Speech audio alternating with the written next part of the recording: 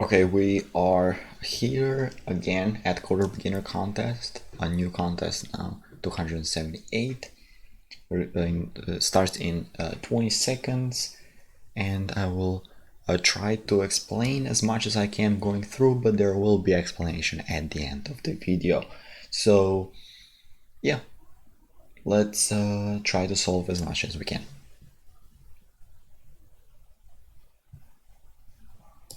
Okay.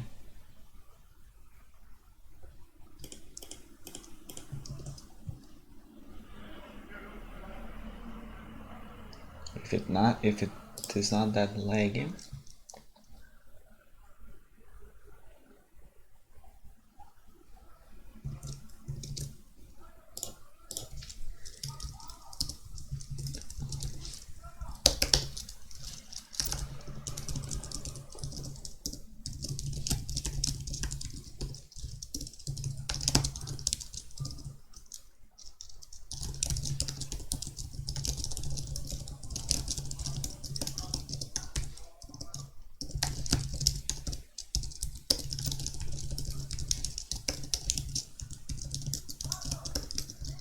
I can just do brute force pull.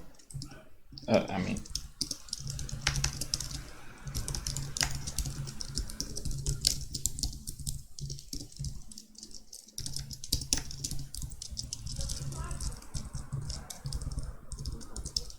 then go through all the and then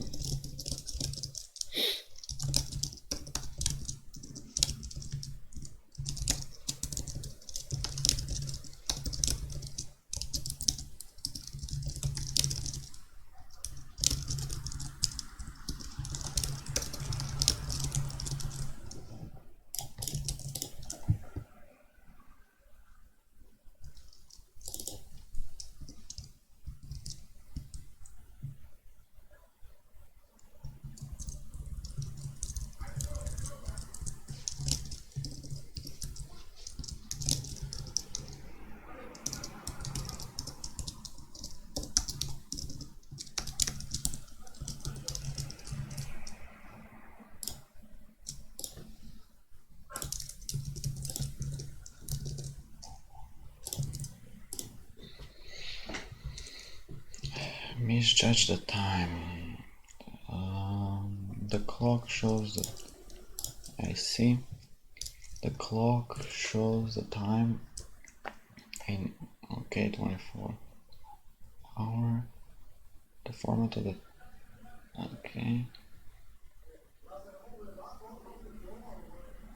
The cache has decided to call a time confusing time if it has the following condition after swapping the top right and the bottom left digits of the clock. It reads valid time in this. So I mean, I don't like this. I don't like this. Like, it's not a good. It's just like brute force, you know. Like, now what are the digits here? The digits are, first it's hours, then this. So if I swap, so I'll say okay, module 10, and then so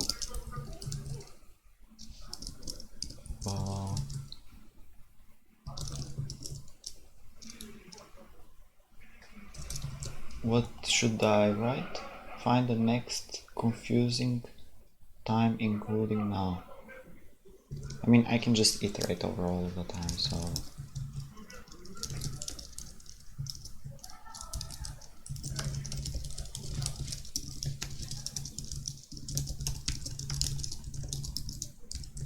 what about, can I go over?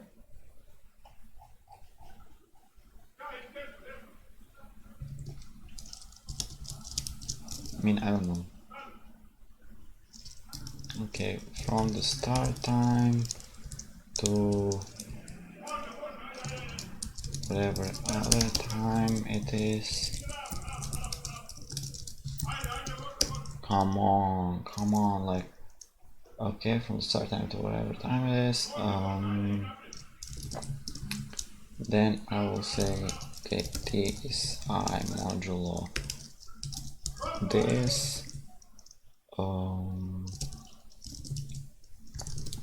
Int hours is t divided by 60. Int minutes is t modulo 60. And then we want to see if I can swap the digits. So new time is more. I mean, I can just do string hs is to string hours if hs.size is 1, hs this string minutes to string m if m.size is 1, then we add 0, and then we swap ms 0 top right, yeah, so ms 0 and hs 1, and then we again check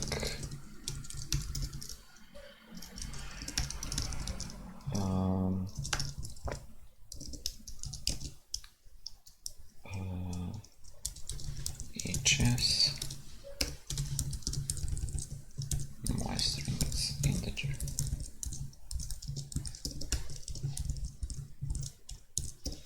ms, and then we say, okay, so how do we check if it is a valid time?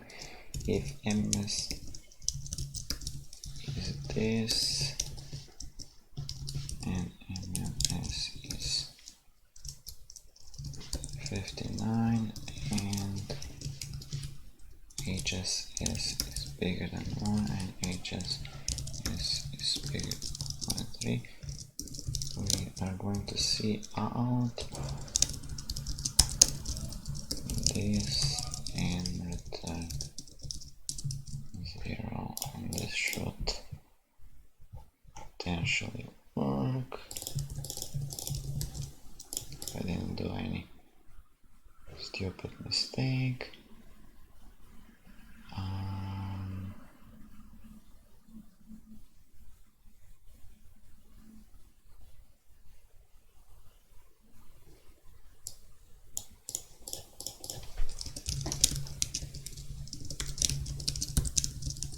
Am I swapping it wrong somehow?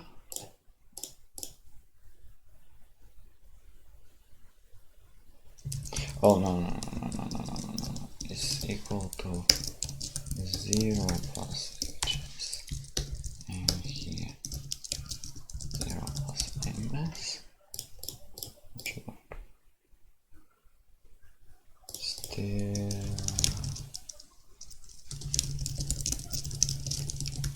unlike our problems. 21, okay, that's correct. That's correct, and then what is this? I mean, I'm not.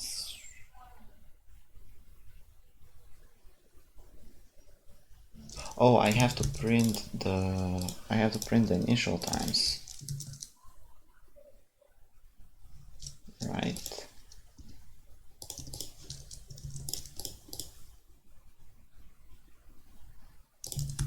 I think so. Okay,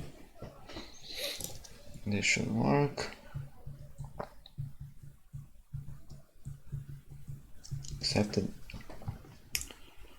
that she runs on SNS and users.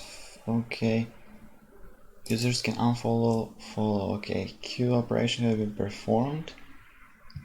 Represents 3 integers. If t means that user follows b, unfollows b, it means that your asynchronous if user b are following each other. If user A is following user B and user B is following user A.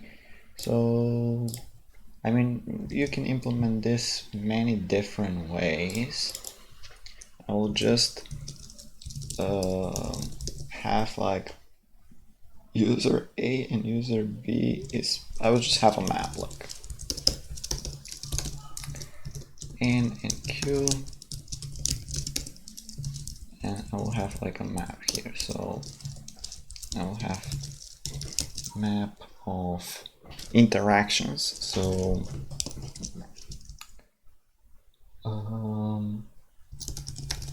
pair of int and is follows. So this is the map.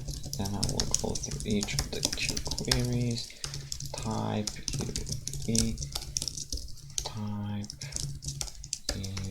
UV, and then I will say if type is 1, then user A follows user B. So map of UV is true. Else if type is 2, this is going to be false. And else if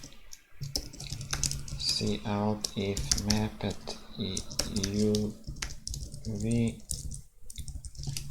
and map at U and VU, then I will see out yes, otherwise I'll see. Quite a simple problem. Okay.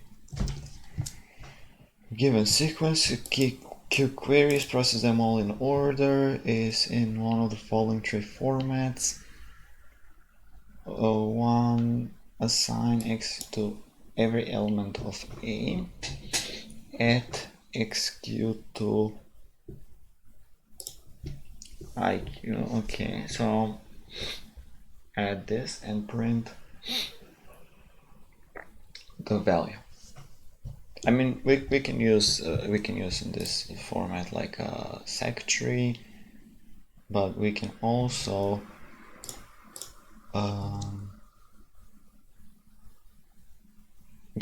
just remember when we add the value to A, add XQ to IQ. So I mean, it's not a test case.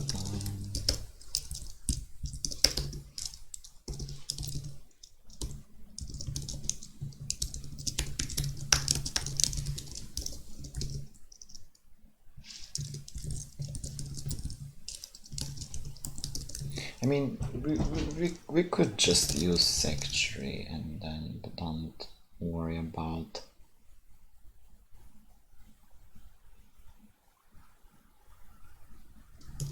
print what? Print the value of this. Well, just for fun use a sec tree, I don't care, like it will be either way, okay? So the sec tree I will use here is when I put the element, instead of putting the element, I will say I will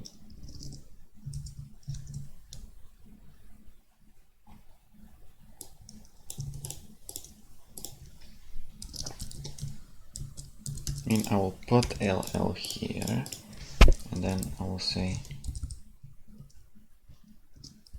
dot value is plus equal V. But yeah, set each element then, like, I mean, no, I won't use the sec tree, I will just do it.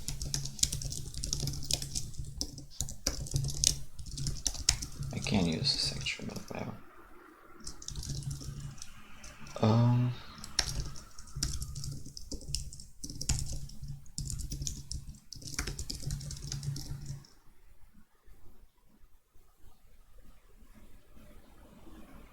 The element we are going to modify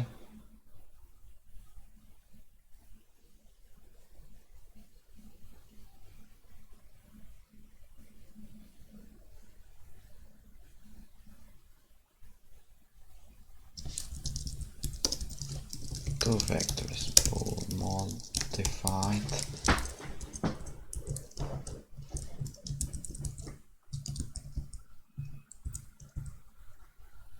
or should set values return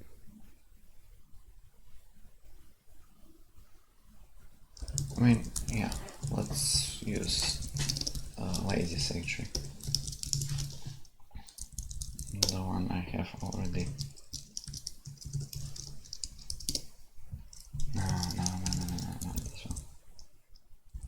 Sparse lazy secretary, this one.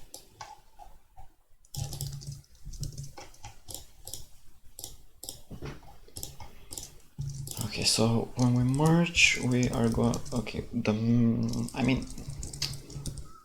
I mean, yeah, whatever.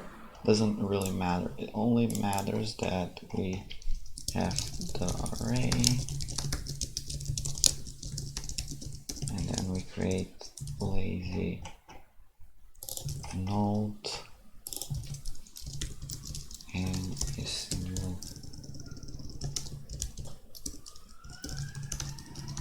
secretary is new node, and then I can input here a vector, and I can input low, and I can input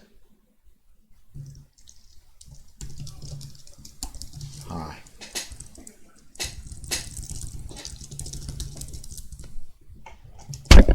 And then I can replace every int with ll.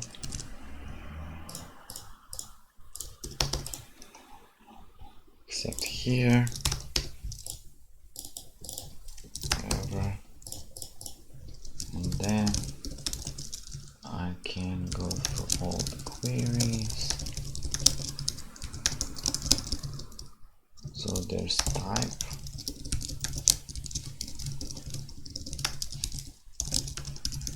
If type is 1, I want secretary dot set all of these to some value. To some value x. What was the set command?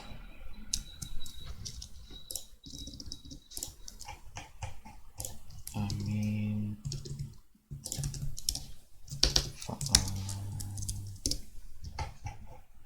here was size of v. Okay, so set command was what? Secretary set what? Secretary set, and then to all of these, so to nx, else if type is 2, so we have I and x, and then we say secretary set, oh no, at I plus 1, I think it is, oh no, maybe I, just x, okay, and then else if print the value type 3 int I int I cout secretary dot query id if I'm not mistaken with the indices here.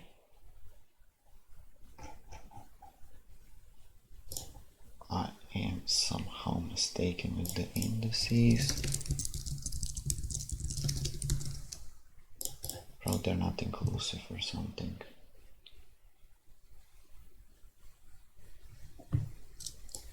Print the element value 2. Oh, id minus minus. Here I minus again.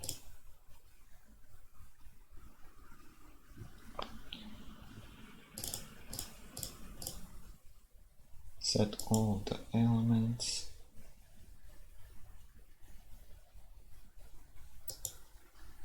Now set I'll do this. Of course, ID minus minus here.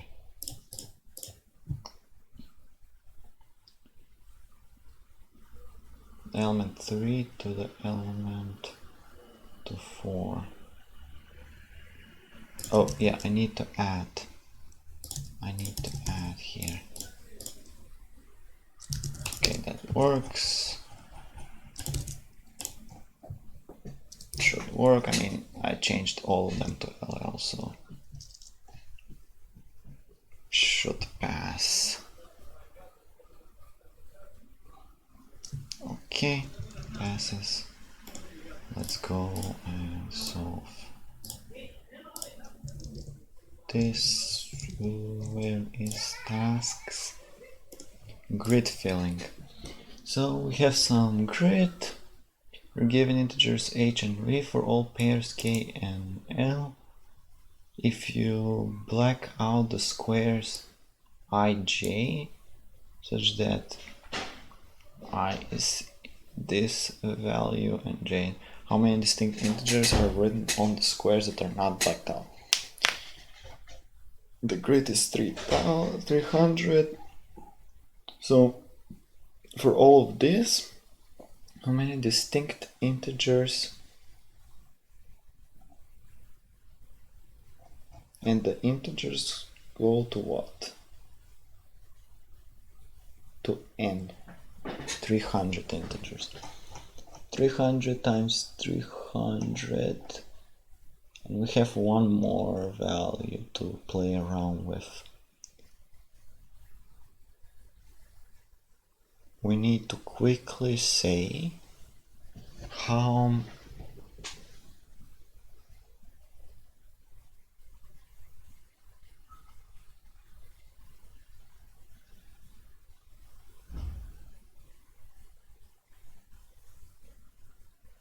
for each column pre-process if this column is blacked from this to this, and then 300 times 300 times 300, but then like how do you combine this information quickly? How do you combine this information quickly?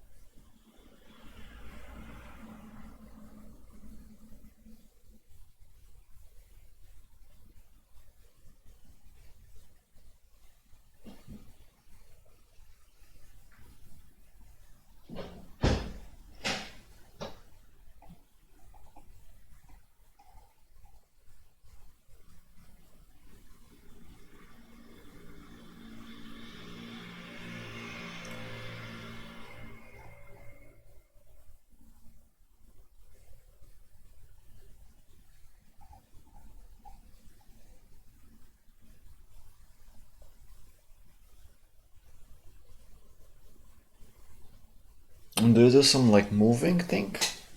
Like you move here and then you delete all of these and then you move again here by just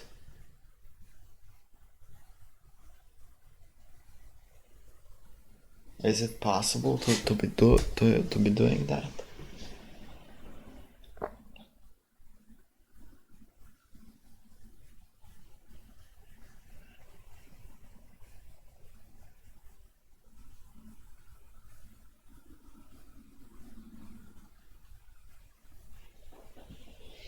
I think it is. I think it is possible.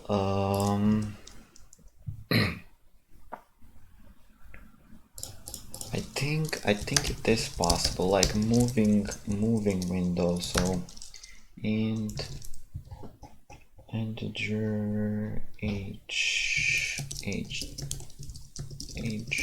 w and hw and w. I mean, you will always have 3000 times 3000 times 3000, and you will just answer the query in very fast time. Like, okay, so like given a multiset, so okay, let's build this whole matrix.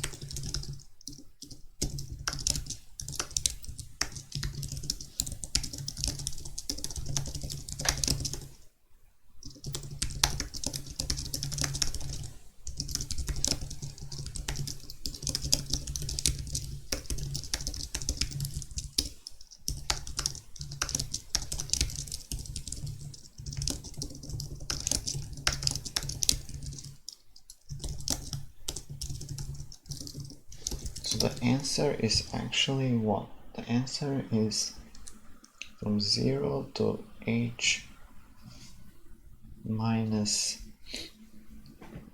h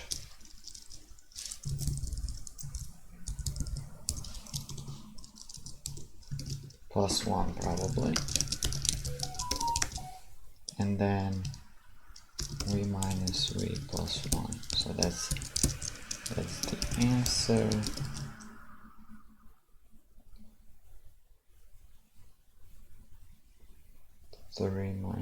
Yes, that's the answer. That should be the answer. Now we go and we save first for like the whole window.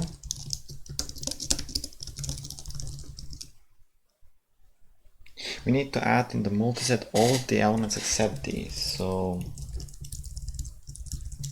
I will add like this: multiset dot insert j,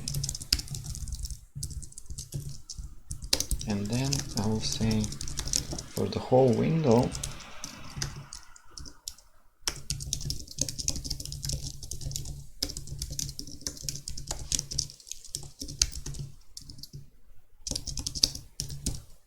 I will erase in the multiset only one element, so I have already a script for that. Erase one in the multiset of this. Now we have the answer here, and then we have the answer. Let's just print the answer to see if that's correct. Should be 8. Oh no, not a multiset, a set, but I'm not gonna erase from the set. I will have like a frequency map, so I will say frequency of this element is ++, and then I'll say s dot insert j, and then not erase one, but we want to have a lambda function where we erase an element. The lambda function will have like frequency of x minus minus. If frequency of x is equal to 0, dot erase x, and then I will create add an element.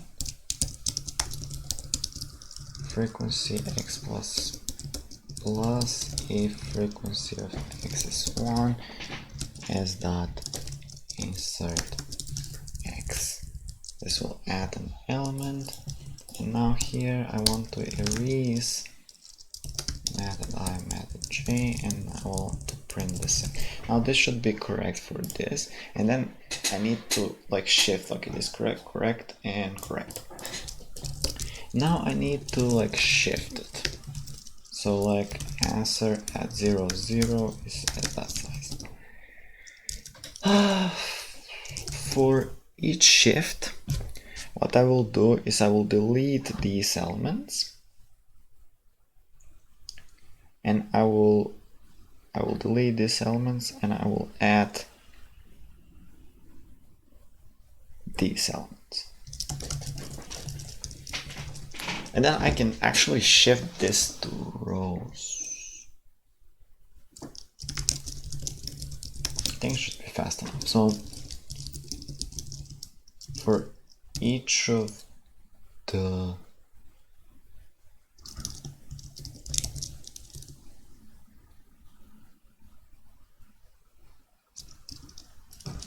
each of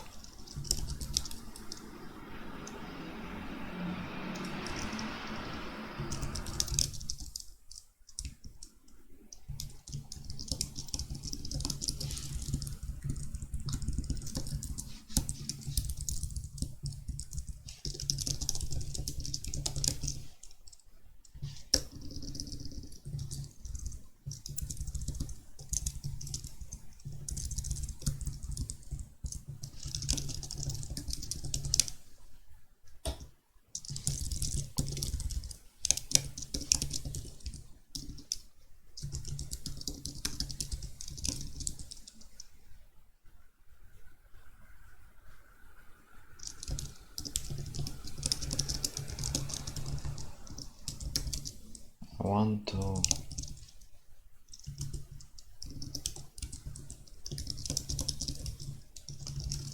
erase what element should I erase here? I should erase I plus kth element on the j minus 1 side, and I should add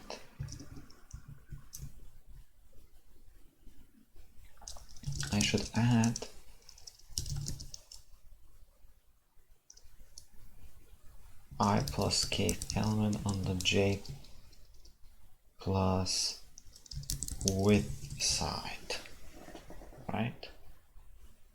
Minus 1 probably.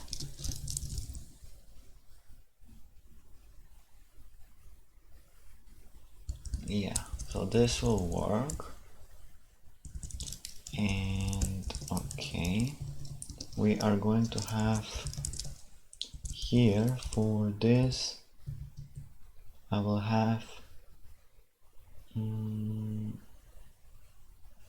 so for each of these I will have answer at I at j equals as that size.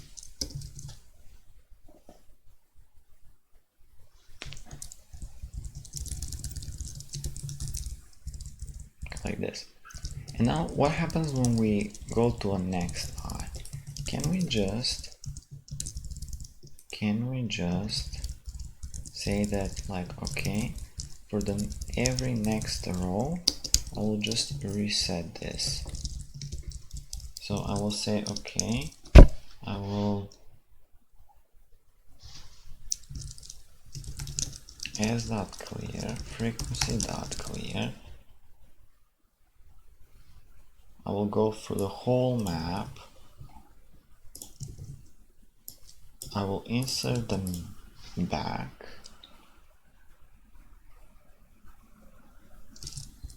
Yeah, I mean it will work. It will be a little bit slow, but still should work. Insert them back. Then now we have this. Now we want this, but we want to so like SE, let's say this is SE and this is E plus SE that start, and then here I want this, then I want this. Okay, so let's just see out the answer to see what's going on. Probably incorrect yet, but see what I need to fix.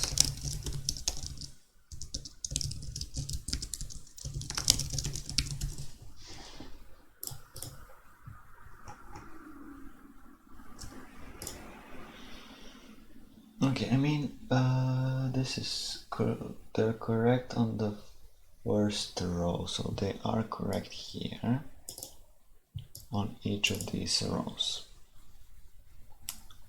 All right. So for each j,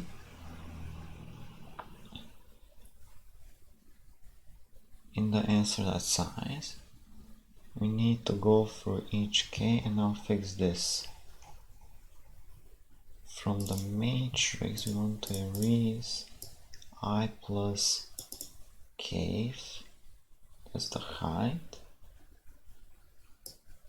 and j minus 1, that's the erase. Now I want to add j plus, and then I, j is s dot size. Oh yes. I mean here it should work, like s and frequency is here, so that should work.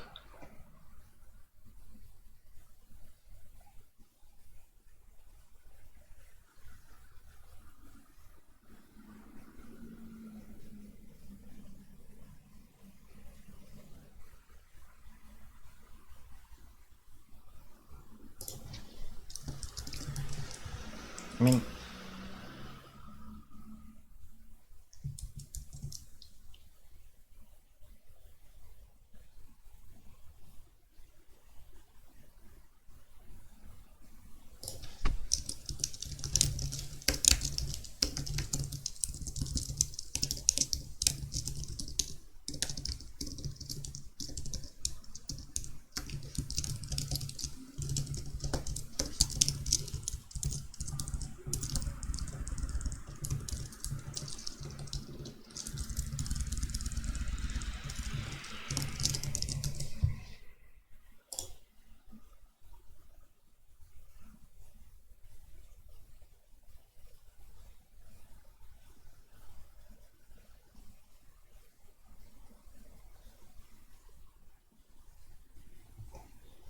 oh, am I doing something wrong here?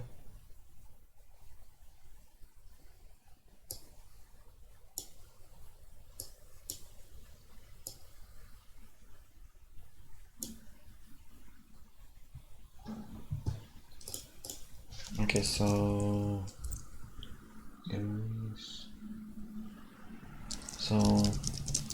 as that size I want to print.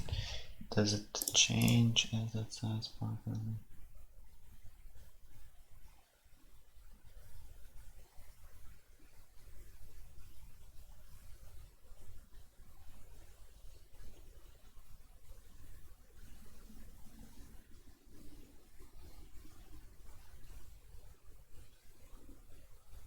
On what? The region.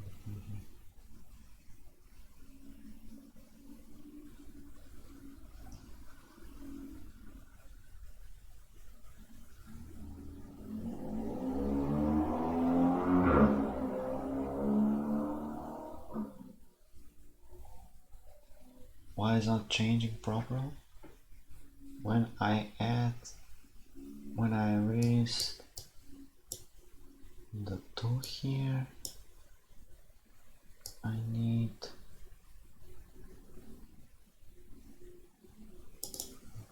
oh yeah, like I need this here, yeah.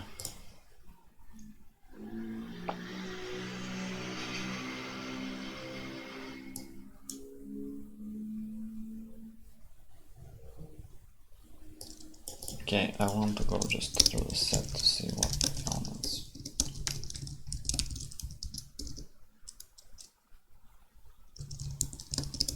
Just through the map.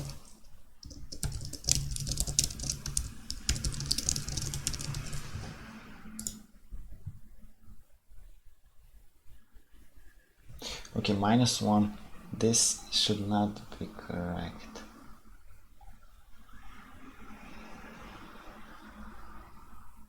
Oh yeah. This is not correct. This has to be SI. This has to be S. I mean, yeah, this is fine. We're inserting these elements here.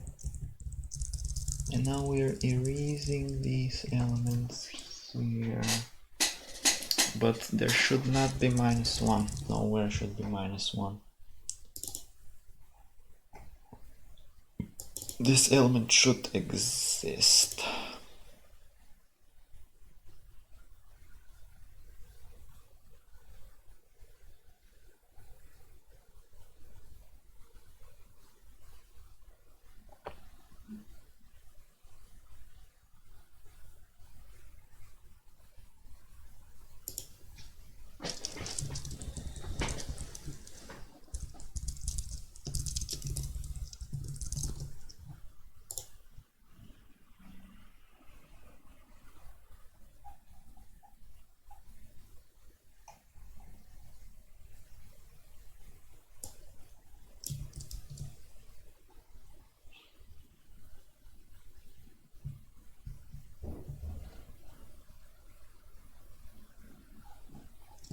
I don't understand why this doesn't exist.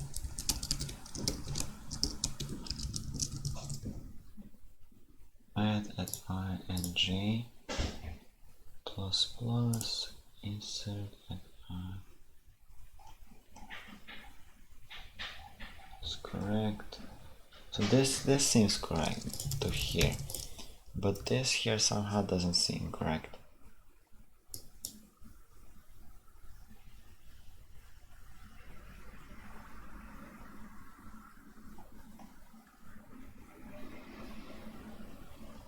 Erase 2 and there's no 2 here. Why is there no 2?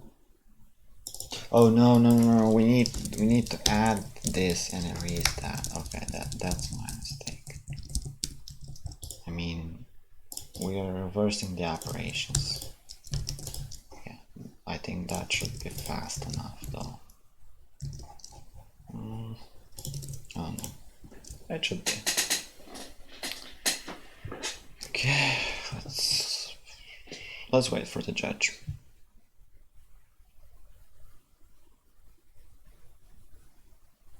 And please don't be DLE.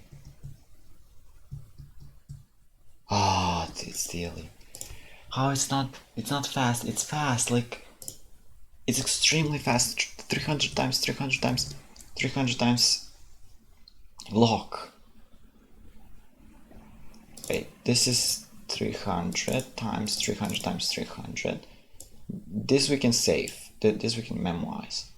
This here I can do it smartly, but I don't want to do this.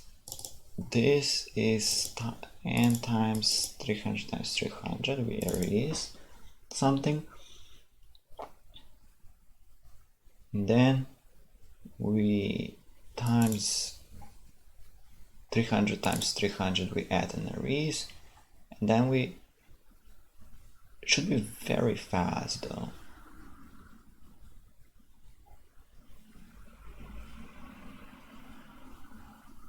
Well, except this conversion here. I mean, it's probably only failing on 3 cases, so let's just, I mean, we can tie to 0, we can sync this to the 0, and we can do this, we can memorize this, the frequency map and the set. So as init, I mean, come on, it should work. As init is frequency map is frequency, and then we just want to reset this. So s is equal to init and frequencies. It should work. It should be fast enough. I don't know why like, why shouldn't it be fast enough?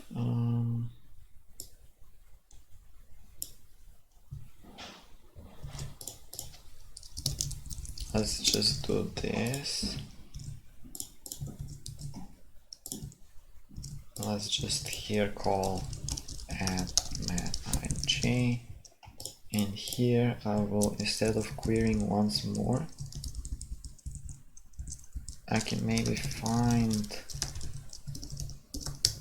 frequency find x, and then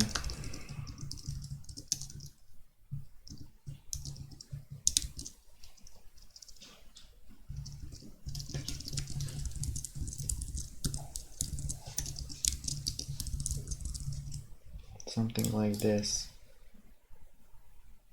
No, I can't do this because I mean,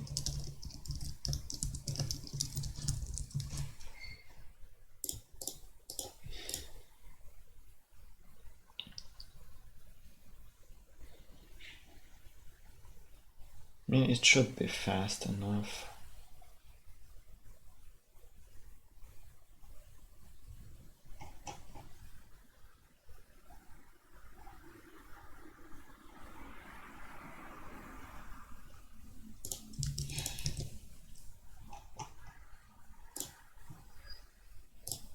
Come on, it's only I don't like reworking the rows. It's only failing. This here is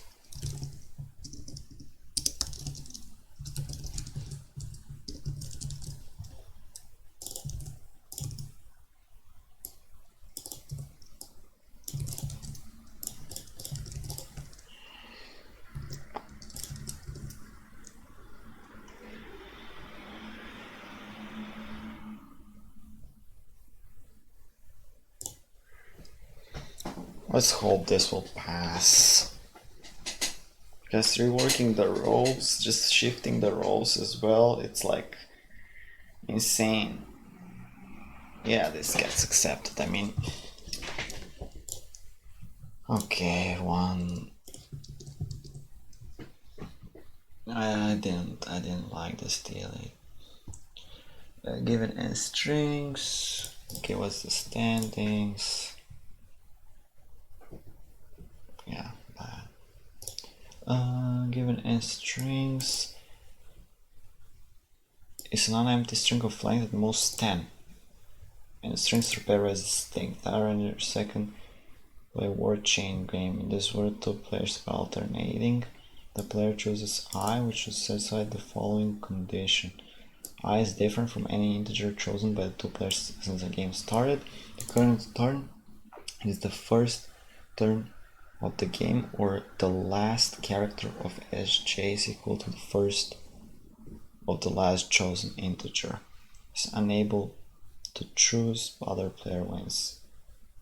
Determine which player will win if the two players play optimally.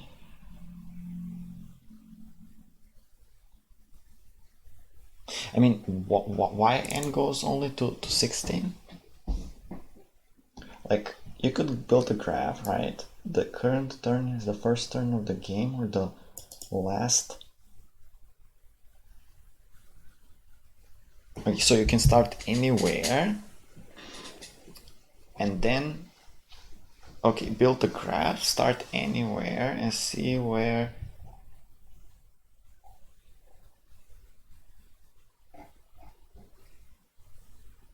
Okay, 16 times.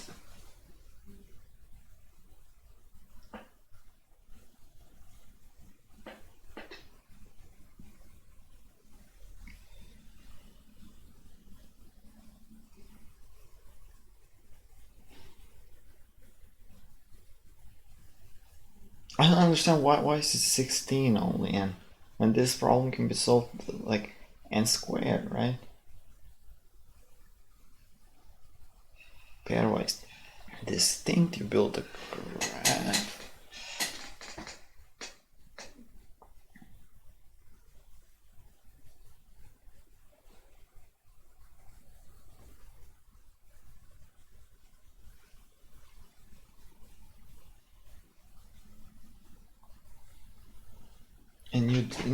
And you go and you solve this. What's the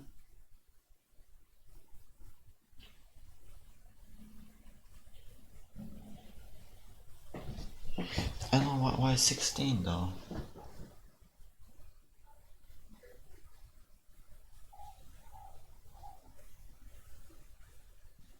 Because what's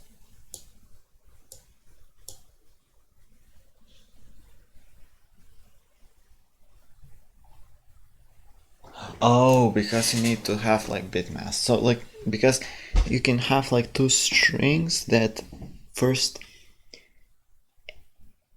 start and end in the same letter. I mean, their corresponding letters are the same. So let's try to build this graph. So you have this graph where you can jump from letter to letter.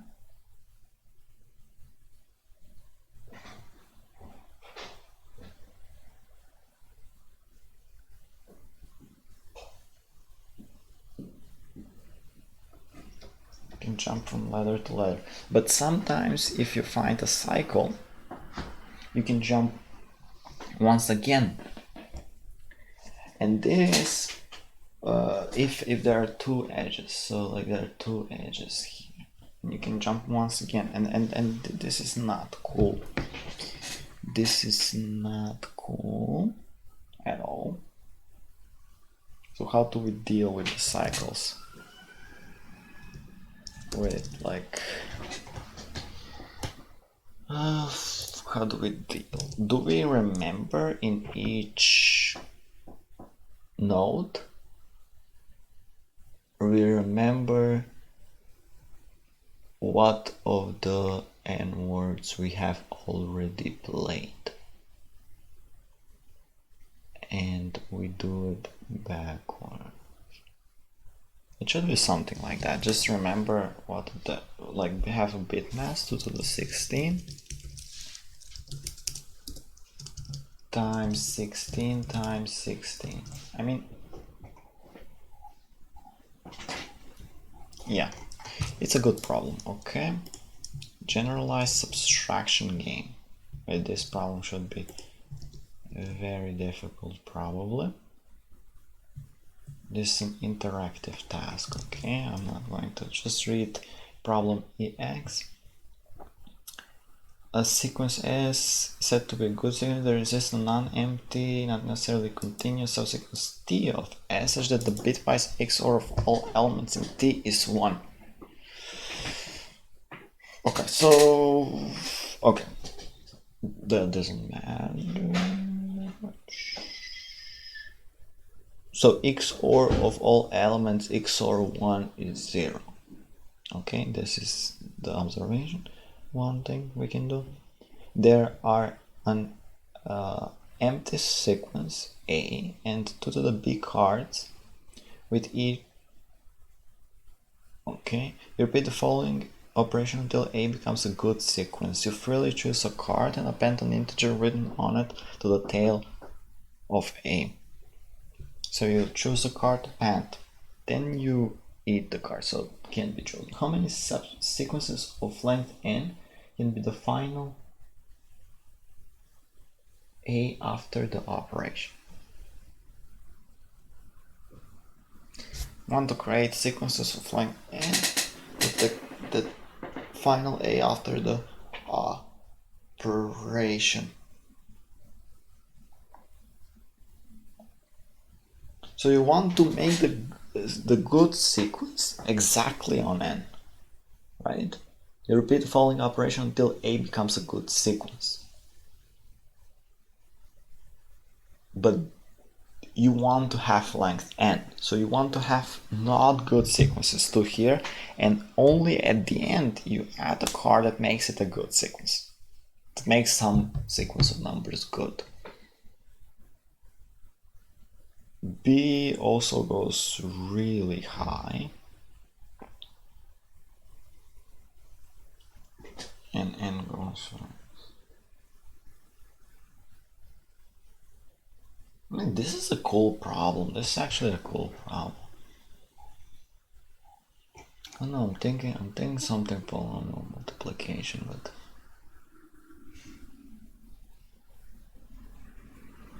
what is the XOR? But okay. So let's try solve F before we go down the drain. So I mean, F is Okay, so I had one problem with this, like in game theory. If I go game theory, there is the same problem. Shitori, so like the same problem, but this is a bit different. I mean, it's the same, but we can modify it. Some things we can modify with it. So we read a dictionary, right? Now we need, okay, S and start. So what is this? So okay, this is S at 0. This is S at back. So you have this dictionary. You have, okay, these are characters, right?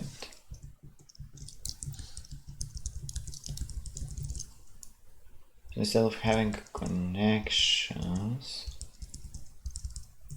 I mean, okay, we can have connections as well. And now we can map a character to another character. We can map a character to another character.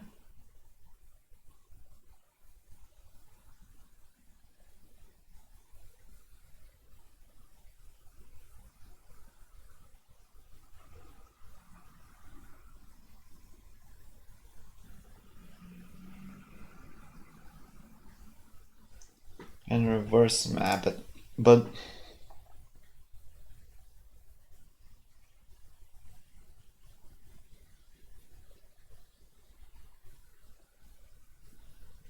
so here we say like, okay, we push it onto the BFS connections which end somewhere, but like actually we need to push connections for which it holds that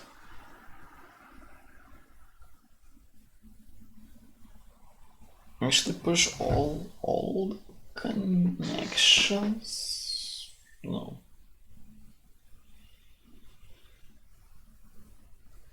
or just do DFS instead of BFS. I mean, for each node I have to remember like a bit mask of which words have been used, and I need to, which words have been used. When I come to this node, I say for each node I say, okay, the words that are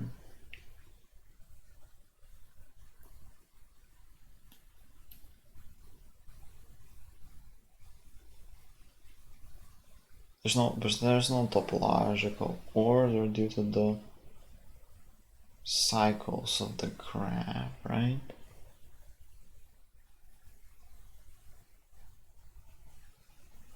You can start anywhere, which means that what if I create like a pseudo topological order when starting in n? So like I go and I say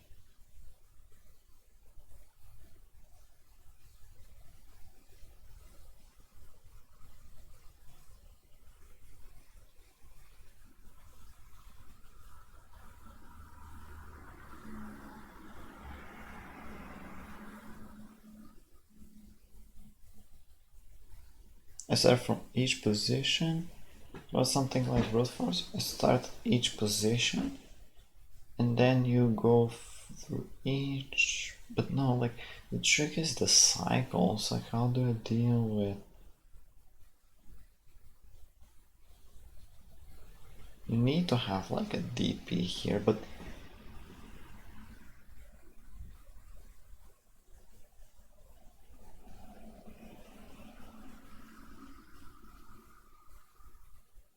how do you deal grande sprach on like cycles? Sprach grande.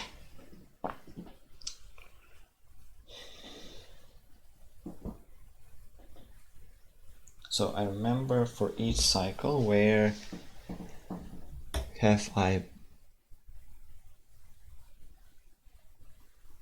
what words have I not used?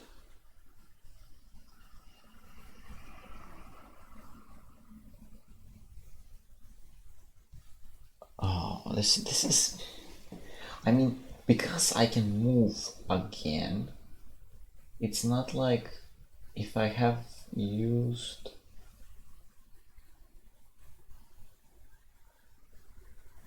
all of it. So in each node I can say, okay, if I have used all of the words, then and I come here, then this node is I'm lost. And then I go for, and then I ask myself, how can, if I'm not using some word,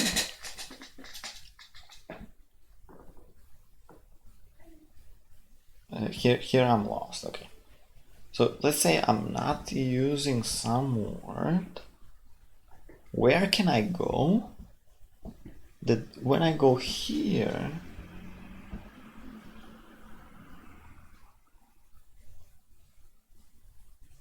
you like do backwards, but how do you do it backwards though? That's my question. Like, okay, you remember that you have one, like you have use here,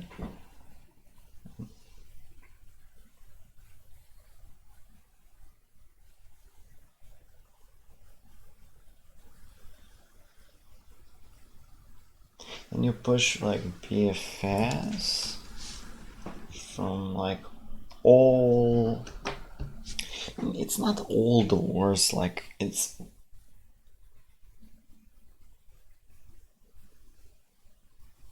you empty one word and see if that word has. Okay, so what am I doing here? Like I'm testing if if I win, if I don't win here and I come and the other guy comes,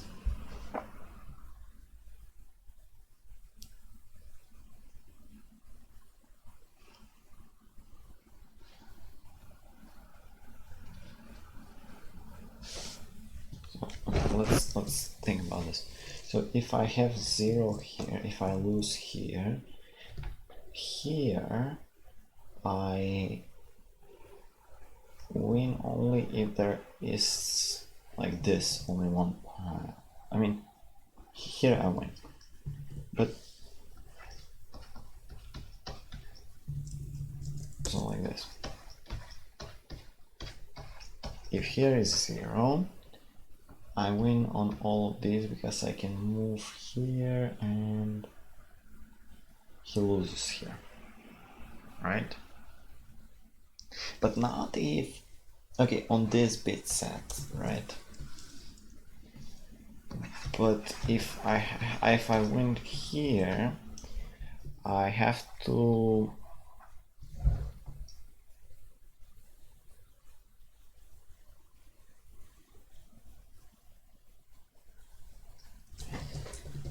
if I win here and the count of V is 0. So the count of V is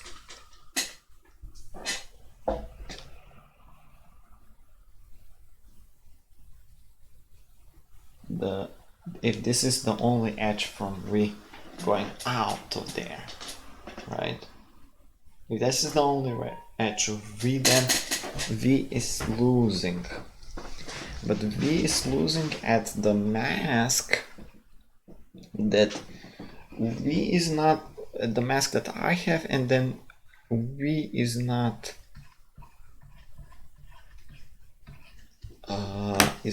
flagged. So like, and this mask and yeah, like, I mean, that's the solution. It's just a little bit more complicated a little bit more complicated problem, but I don't know, should I solve it? I mean, okay, how do we design the edges though? We say there are multiple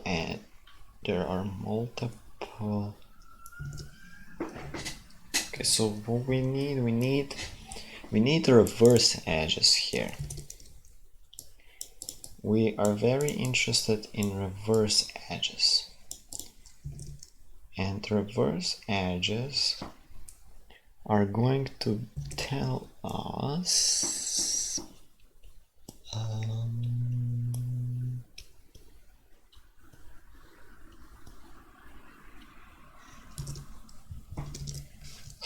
let me just see the standings. I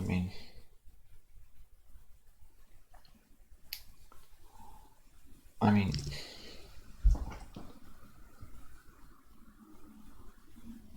okay, reverse edges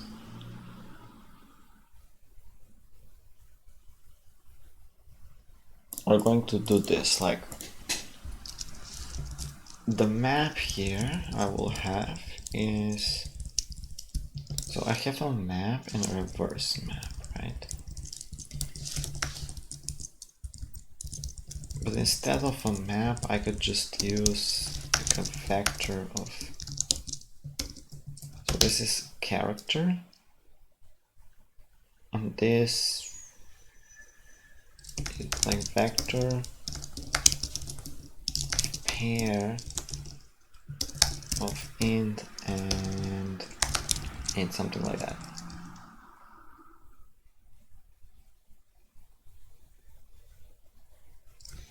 Vector to what vector it is? It is a JSON. No, I will. I mean, vector of int.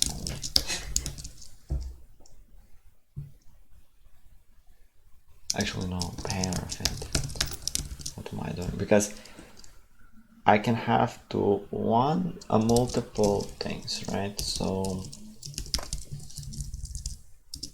and then I need to reserve. Yeah, I will need to resize like 30 on the map and on the RM. What?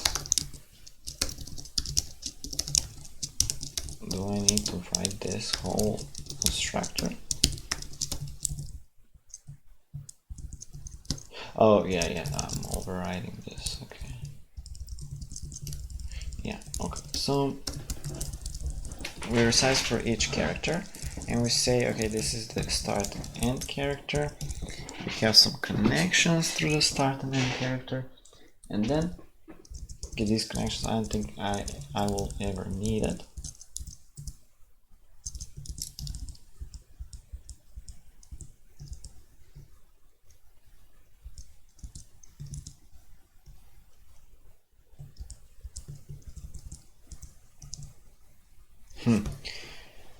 For each character, I want to have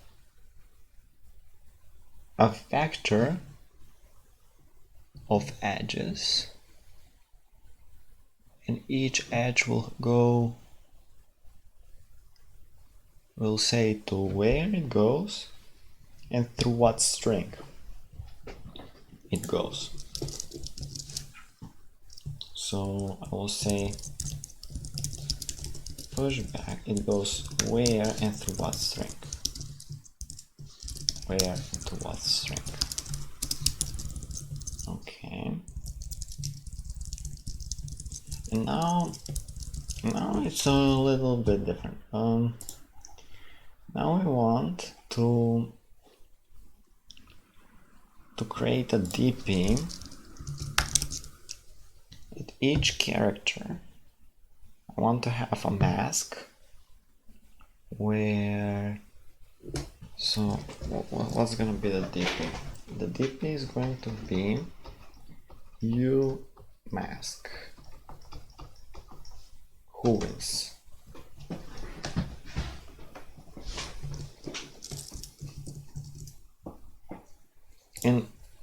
actually, I want to do this for every start position. So for every start position, if the first can win. So can win is false. If the first can ever win, I can start anywhere. I mean, I don't even need this. I can do this and then I can, yeah. So I don't need this. I don't need. I can fix it with one dp. Vector of integers or whatever. dp. Now the dp is going to resize n and then a vector of, oh no, it's not going to be n, actually it's going to be 30, 27 or whatever, times, right?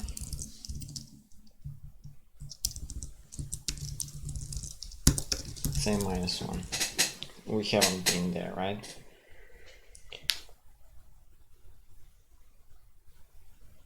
Okay. And now I want to go for each node.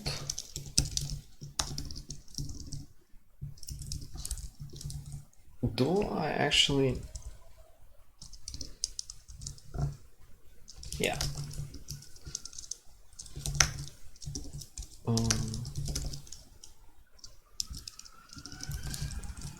26, right? I mean, okay, whatever. 30 is fine.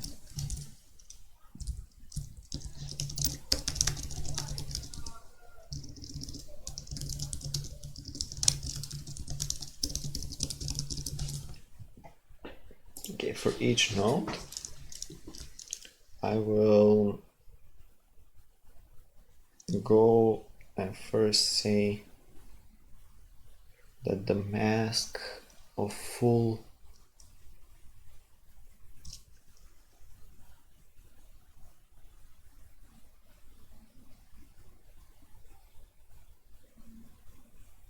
like, yeah, we can have like a queue, right?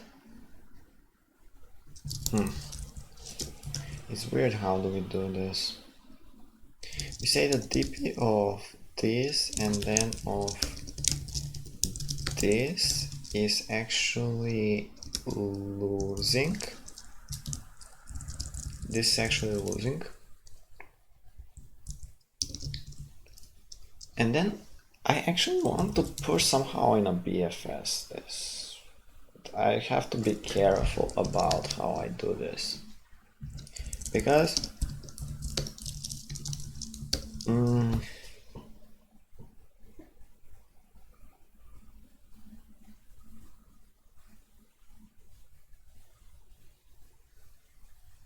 yeah,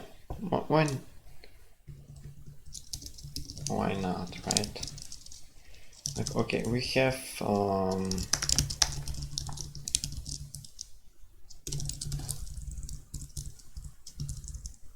I'll just comment this out.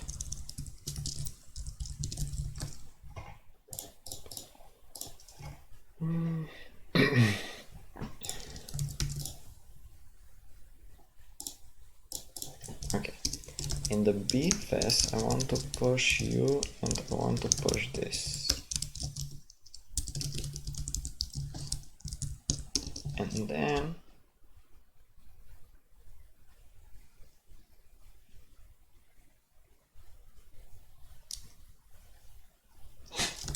while BFS is not empty,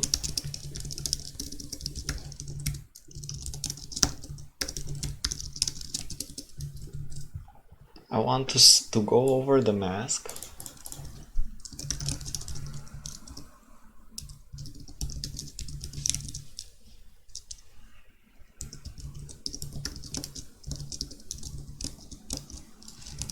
if there is a character in the mask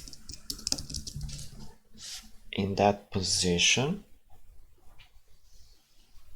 Can I use this edge? Okay, so is there an edge that corresponds to this character in that position? So I'll say, is there an edge in RMP that is equal to something M?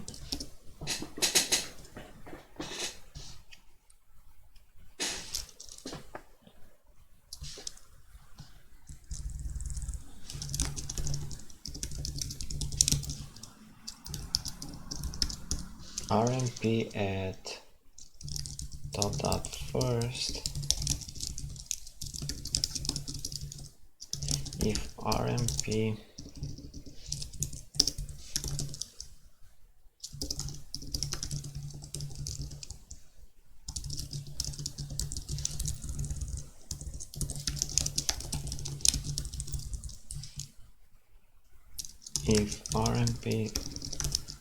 dot first k dot second equals M.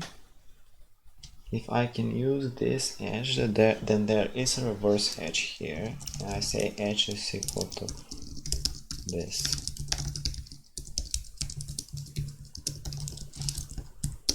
Now that we found an edge, if there is no edge, so if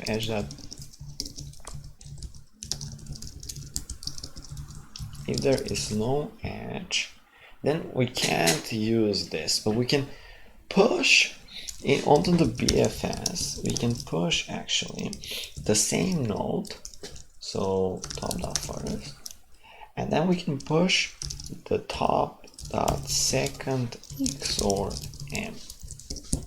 This we can push, and we can say, okay, the DP of this is also whatever the DP of. So top dot first. I mean, here I will say new mask is top dot second. This new mask. Here I could have done actually into stop dot first. So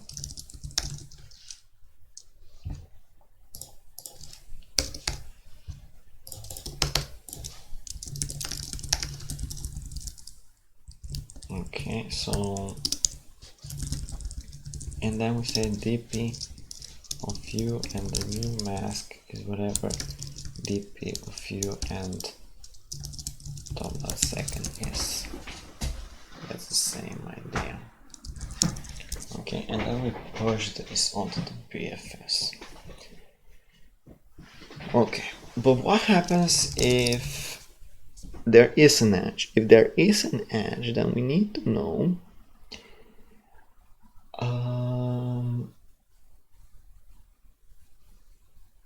okay, now there are two cases. Now there is the case that the DP here is 0. Then this DP is 1 because I can just go here and then it's okay. So if DP of you if DP of edge dot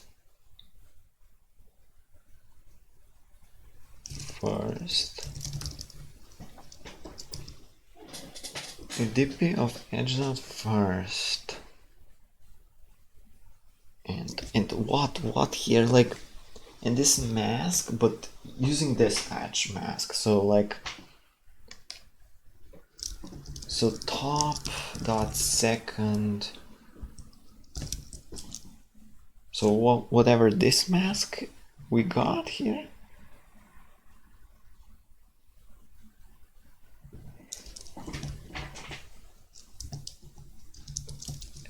and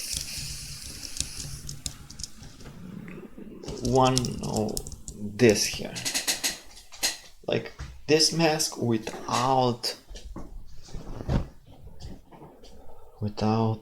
the edge.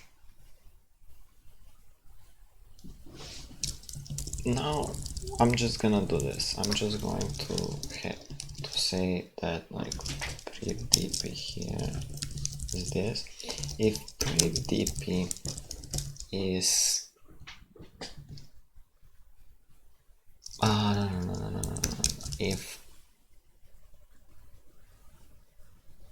If our dp, so if you mask, let's say mask is second,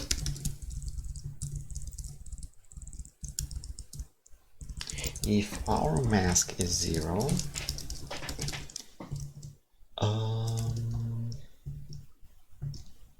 we have 19 minutes. If our mask is 0, then this is winnable.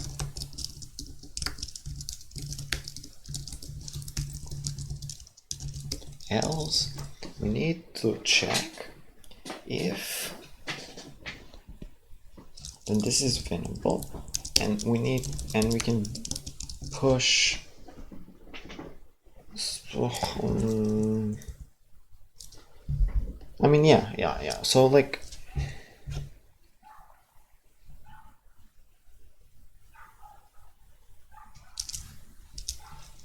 we can push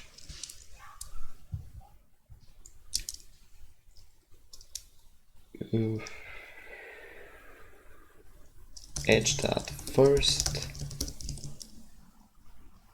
and this here.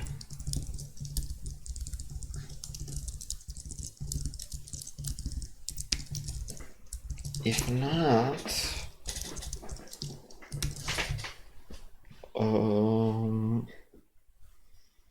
what happens if not?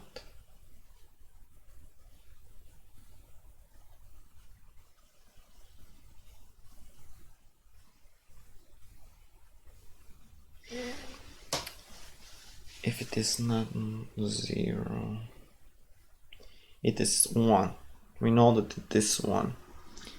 But how do you... Okay, if it is 1, when is this going to be 1? When is this going to be 0? If it is 1 and so there is no other edge that can come to this point? No,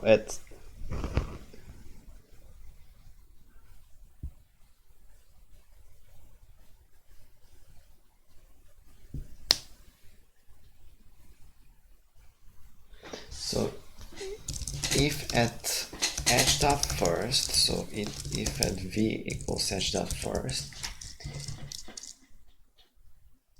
there is only this path, so v to u,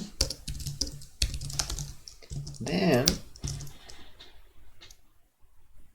if there is only this path, if I can only use this and I can not use anywhere anything from u, then the dp of v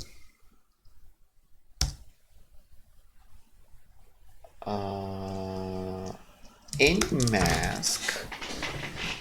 So here there is multiple choices. Like, I mean, not any mask. I can just put like my mask minus this edge.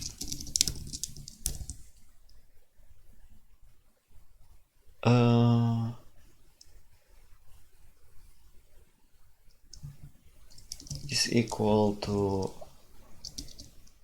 what? To 0. So how do we check this? Fast enough? We can create another function and say that, okay, if edge at there's only this path. So how do you say that there's only this path? Like, given my mask, that I have used everything?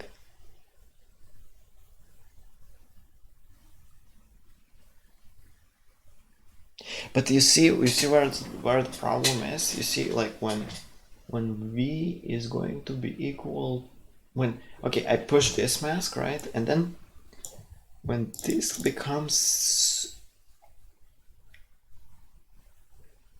when this comes into V, into the BFS of V, it will ask what elements I can remove from this mask without reordering the score, but you cannot remove some of the elements. Like, you need to make this mask as small as possible.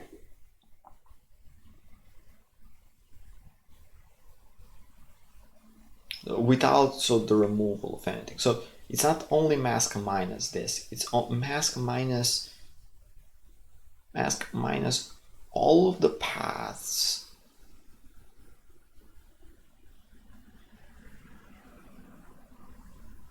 except this path, but all the paths that are going out of V minus, except the path that is going to V. So it's this. It's mask minus every path going out of V plus VU.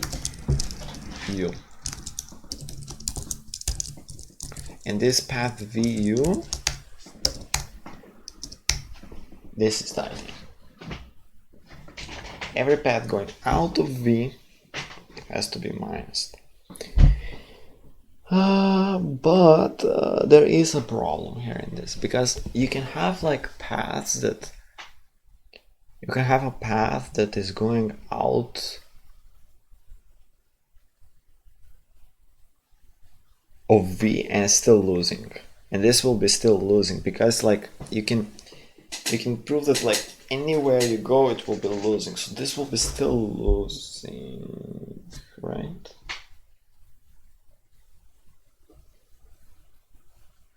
But there will be conflicts here. Oh, I don't think I'll solve it in 13 minutes. Like, it's hard, this prog-grundy thing it's hard to do with cycles and like bit masks. I don't know the best way of implementing this with bit masks. I actually have to learn it, but I don't know, I'm kind of tired for this problem right now. It has like so many like these little details of the masks that I think you can get away with something. But if something doesn't work here, if one thing doesn't work, it will fail. Like, and it's complicated enough that something won't work. About this BFS, do you do BFS, or do you like just like do n square times mask, do like all, you know, like, but you have to do BFS, you have to, I just don't know.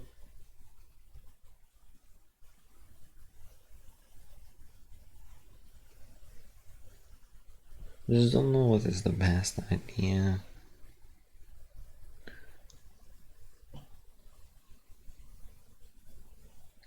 Because this here comes a little bit more complicated than I like. Path going out of V plus this edge. But okay, this edge we have, but still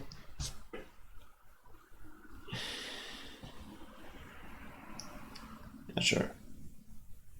Does this work?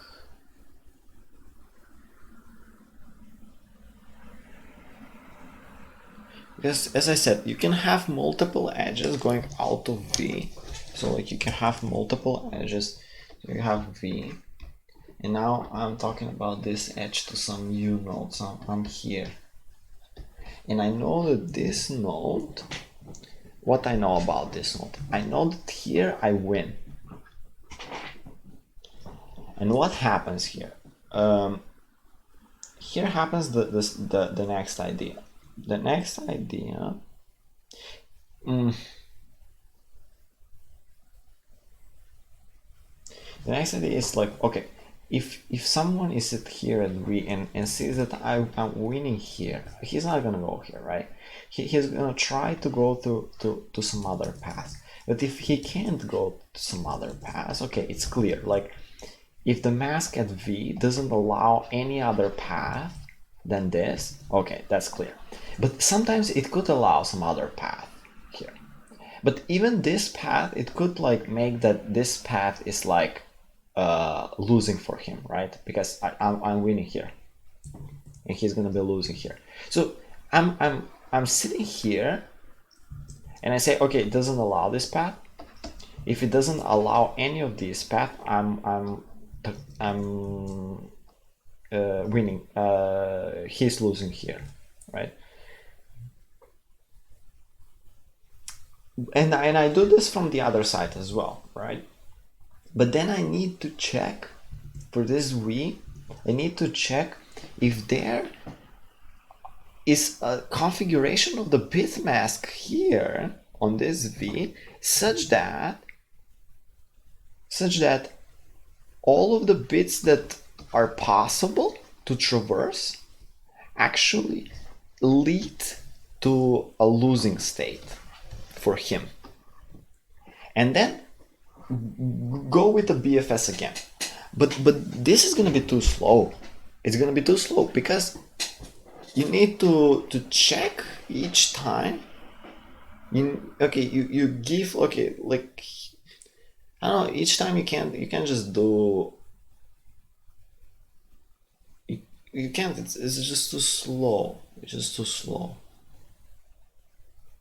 to check through all of the possible bit masks. But only, probably you want to check only through bit masks that are combined with the edges outgoing of V. And only check this if and only if the BFS is empty. Check this and then add through all of them. So like if the BFS goes empty, so while the BFS goes empty, you check, so it goes empty. Okay, you do the BFS and then you check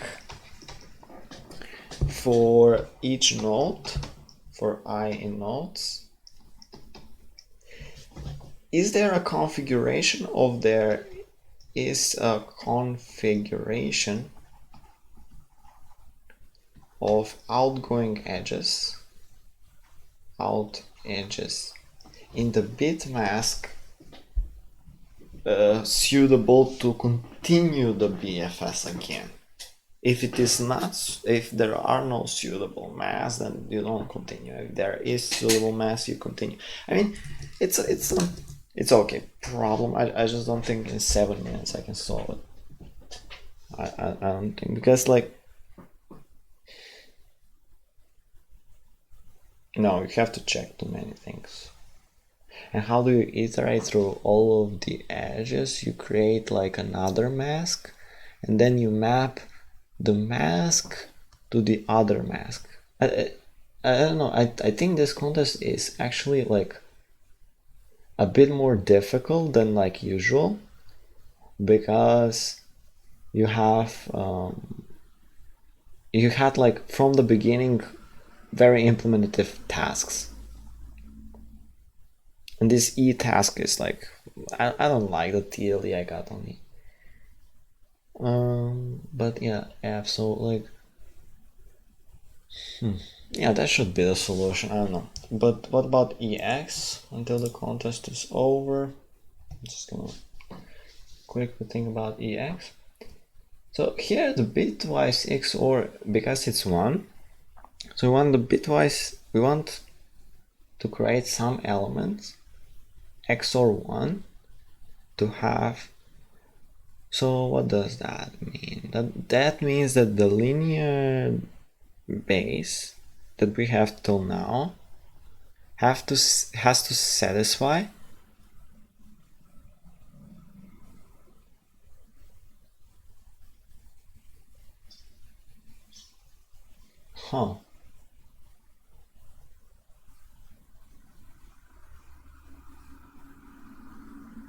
Okay, there is maybe some kind of trick here. Like, okay, if I create a zero, no, I don't need actually to create zero. I can create one directly.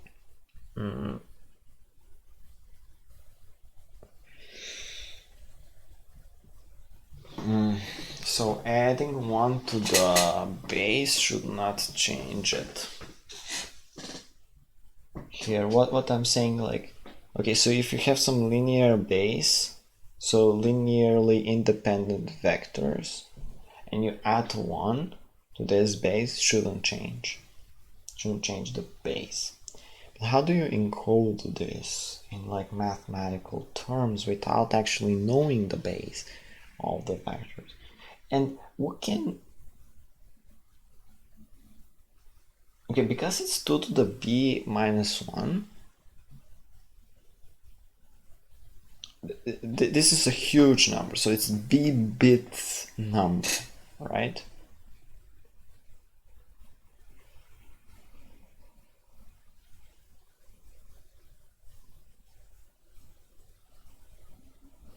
Wait, what? N is smaller than 2 to the b?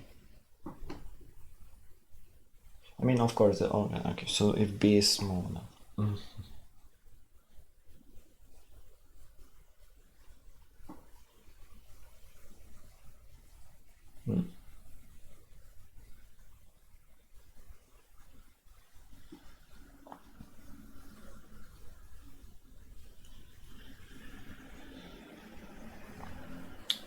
And the count module. When I add a number, okay, if there are no constraints, what happens? If there are no constraints, I have 2 to the b minus 2 to the b numbers I can add, right?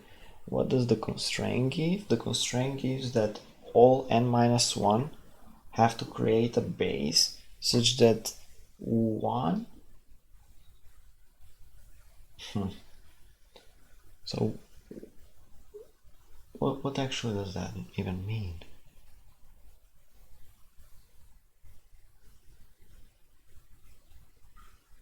How do you even map this? Oh, so you map it. I see, like, I see how you map it. I think I see, but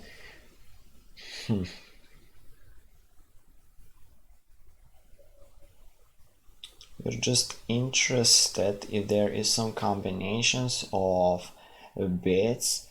You just want to ignore a combination of bits which are 0 and then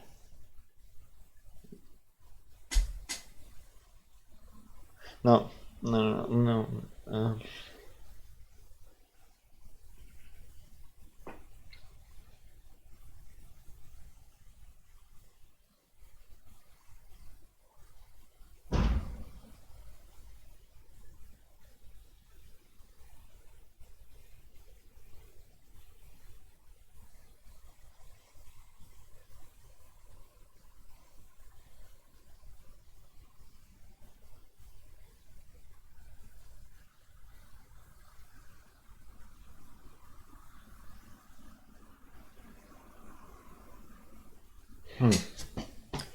Interesting problem. Freely choose a card? Okay. I mean, then you cannot choose the same card. This makes it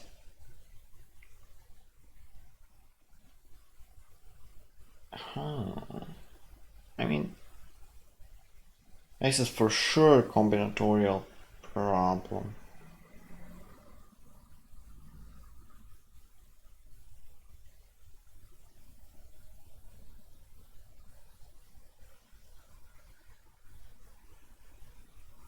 I don't know if we haven't thought about that problem.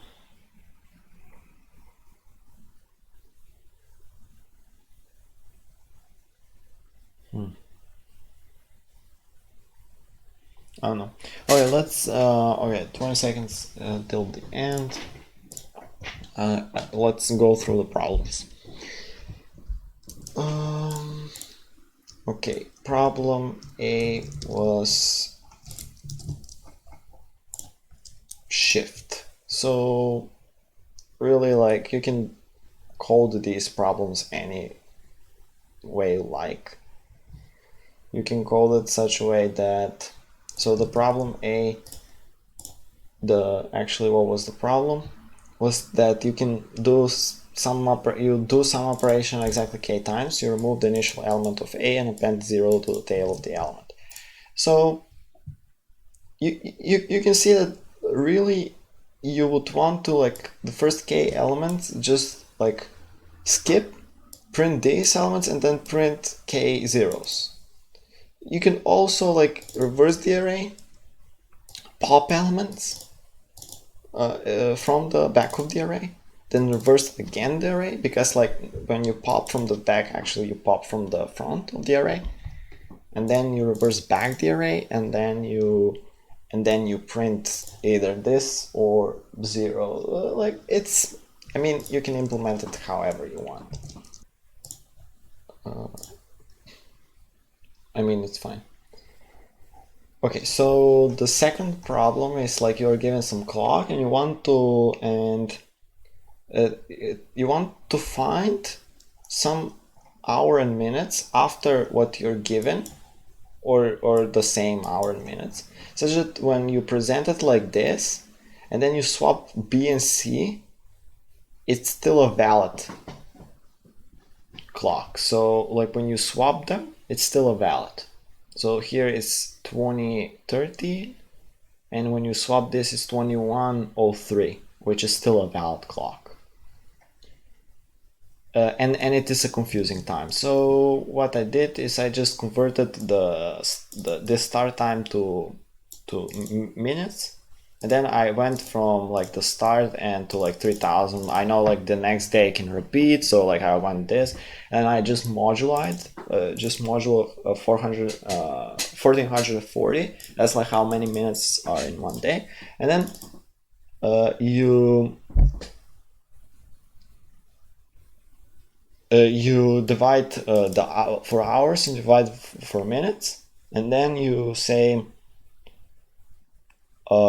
you just append 0 if not, and I swap them and I convert them back to integers, and I just check if that's a confusing time, and I print the actual time here, and then I return 0. So that's a okay problem.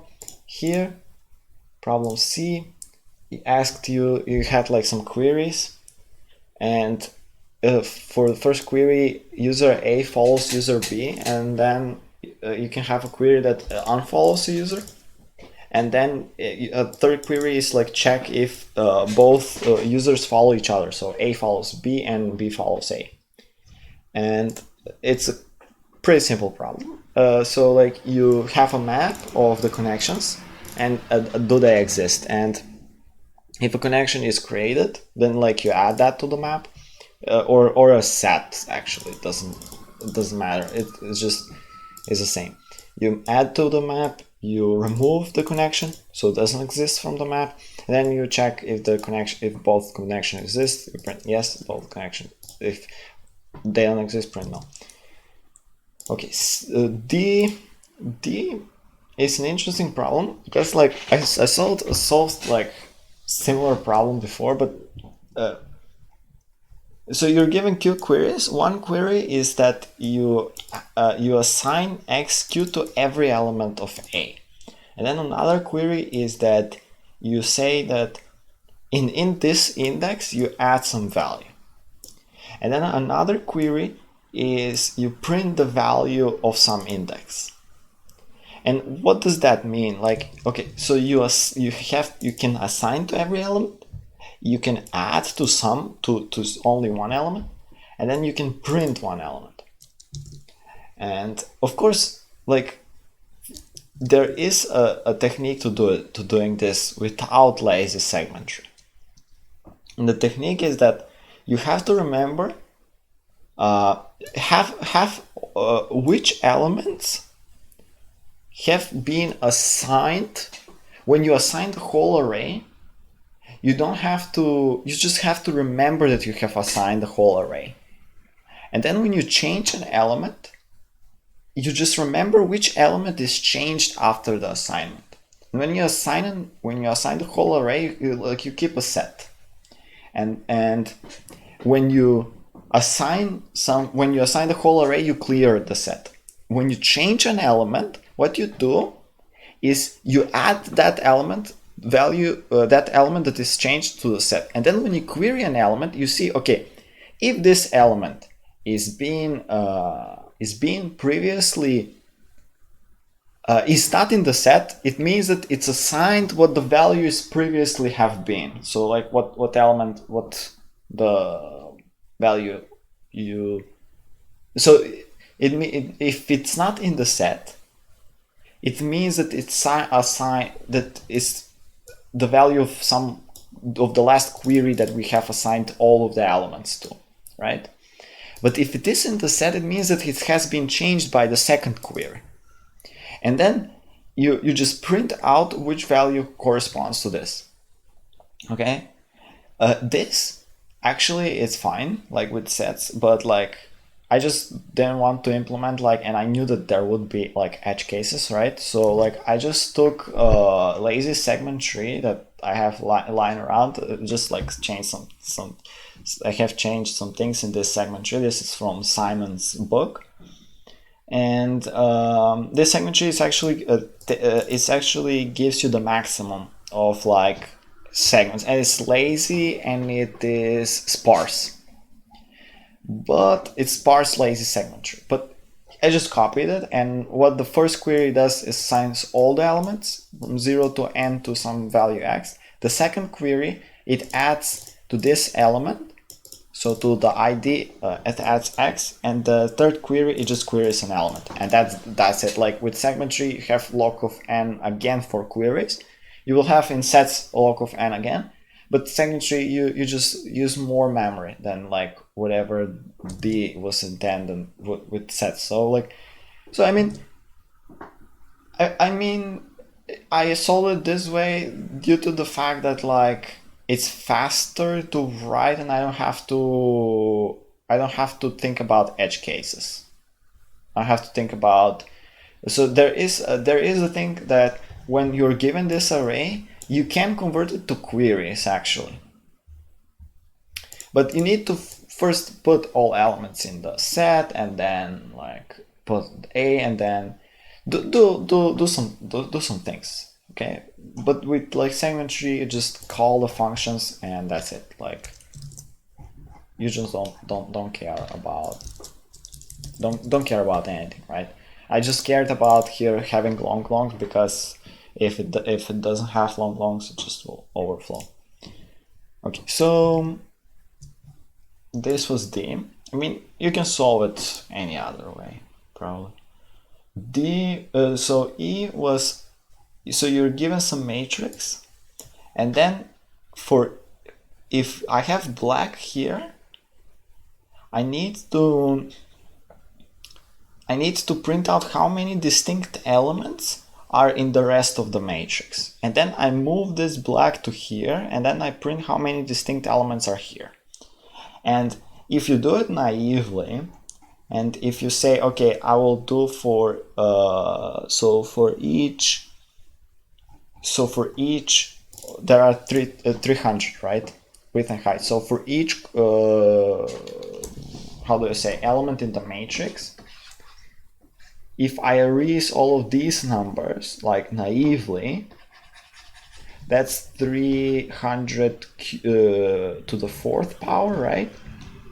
And then times whatever log, that times log 300 or something like that.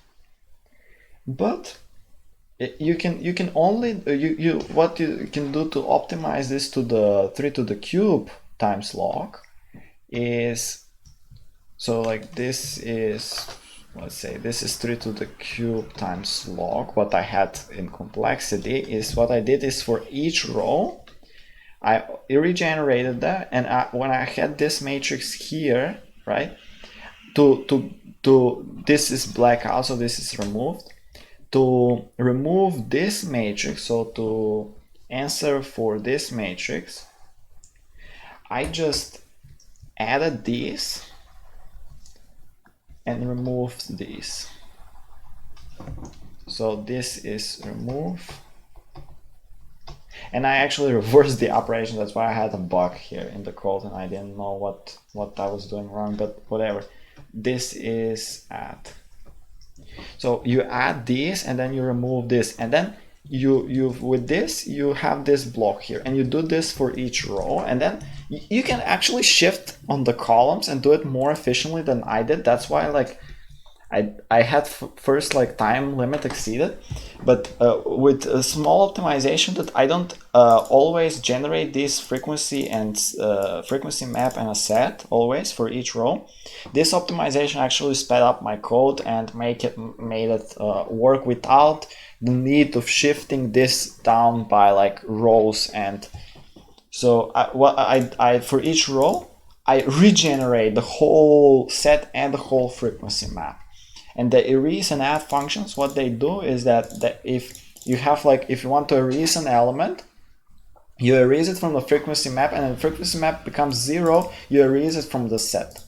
And the add function is reversed. The add function adds to the frequency map, and if the frequency map becomes 1, that means it's the first time the element has been seen, or like the second time it has been seen, but now it's only one occurrence of that element. Then you want to add it to the set, and the only answer you just print is the set size at each of these positions. And technically this is of 300 cube times log of 300, which passes the cases. I mean, it should pass. Like, this is the intended solution. This should be the intended solution. And okay, this is E. Now F is a little bit more complicated because like I didn't solve it, but as you probably have seen like the last discussions that I had with myself. So F is a similar problem to one other problem that I have solved, the Shiratori E problem. So that problem was a little bit easier, but now F is technically a very well known problem if there weren't so if there weren't this like complicated bit mask thing. So what is F? F is, okay, you build a graph out of the letters. So you have some letters here, and then you have like some words here, so that start from this letter and whatever. So like whatever here.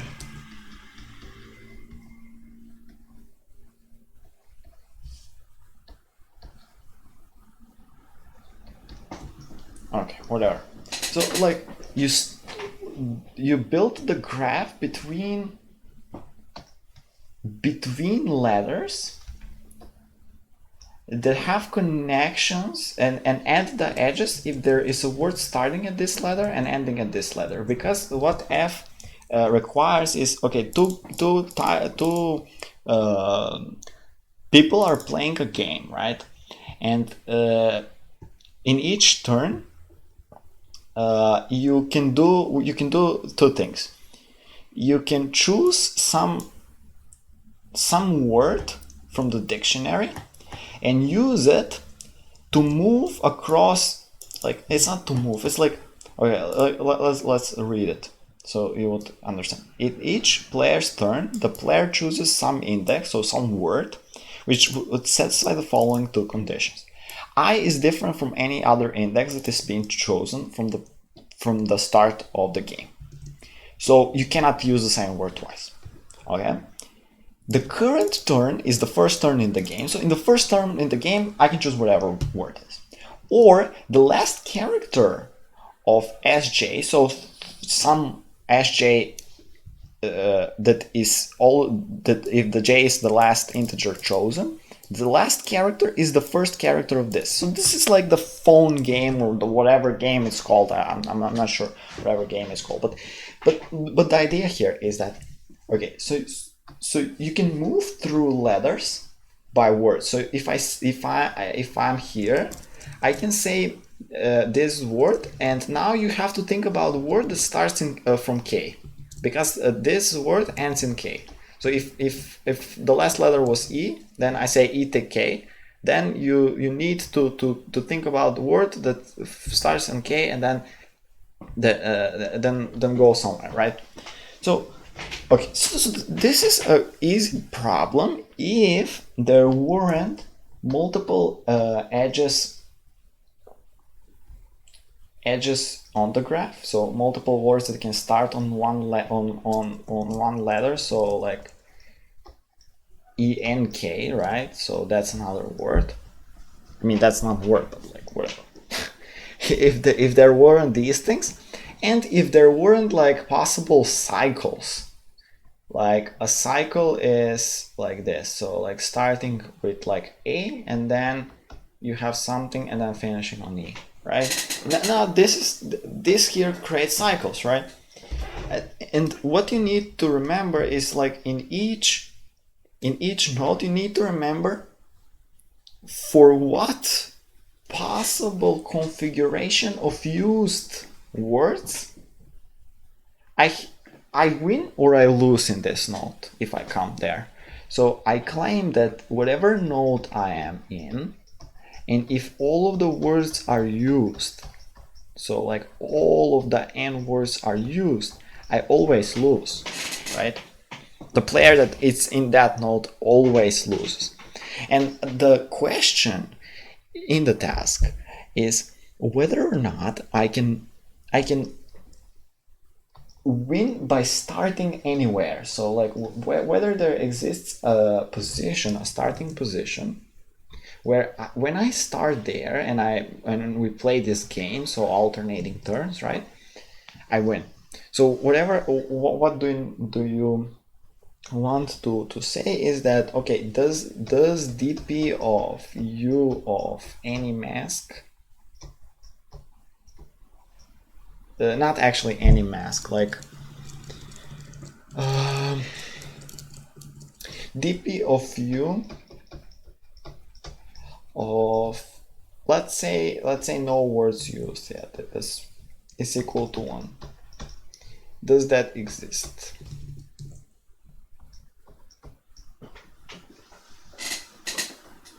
If that exists, then we know that we can win the game, because I can choose u and I can win. Okay, so how do you do this? Like, it's, I don't know, let's read it there. Like, I tried implementing something with BFS, but it got so complicated here in like the pushing of the backwards edges, like on the BFS, because like when you implement this game theory, you always start from like the last, from like here somewhere where there is no like outgoing edges, or you can start in anywhere, but if they are all used, so like this mask, you can start anywhere and then go backwards. But like it's a little bit complicated to see how actually this is done, right? So how did they do it? Yeah, like I mean that's a pretty nice solution. So let's see, like, okay, so what we had, this S is what in the words we have, unused words, so that's the mask, and C is what the last character we have. And what they here, this is pretty cool. So like there exists an S in S, so there exists a submask in this mask such that this, the zeroth element is this U, and dp of S minus this submask, where this is,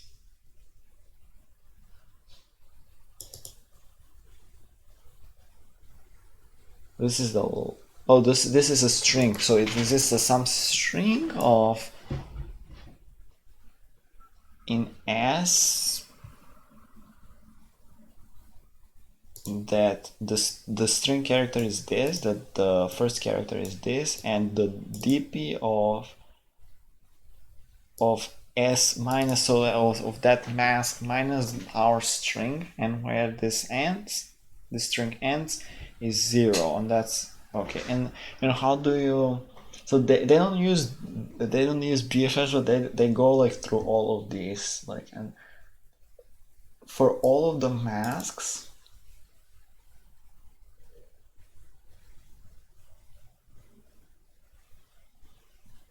so for all of the masks and for all of the characters, if one and mask shifted by the character size, so like this could rewritten a little bit, DP of that mask is or of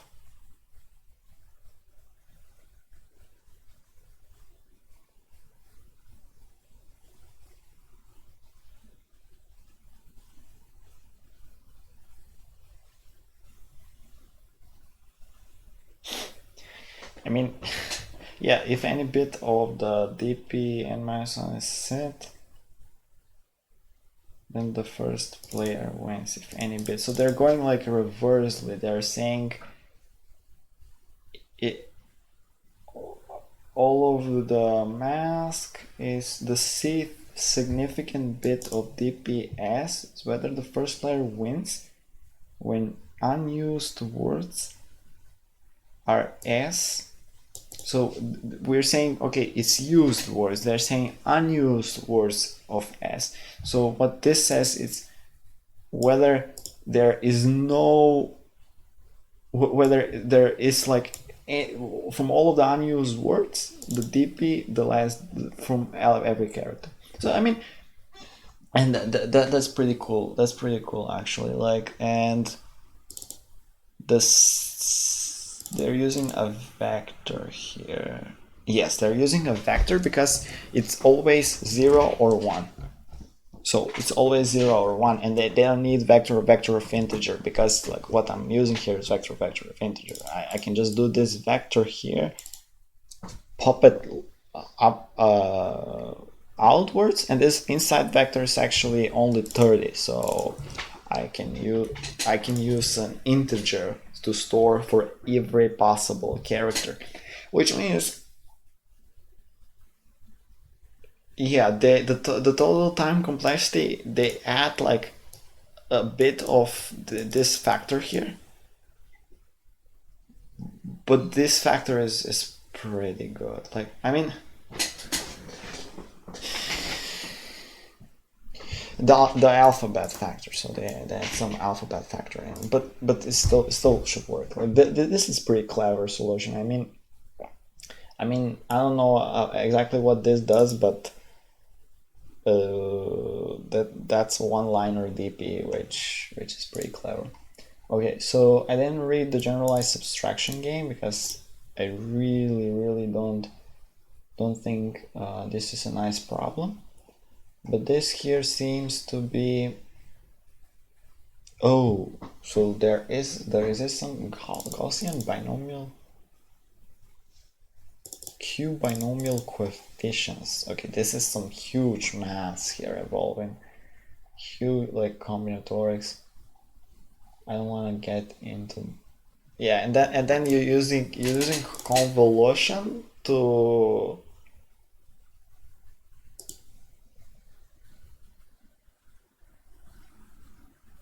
yeah, I want to see this problem. This is, but you see, they're using combinatorics, and then they're using convolution on top of that. So that's a problem that probably will never come up in ACM contest. So, oh yeah. So yeah, that was it. I hope you enjoyed the recap and the contest. So see you next time.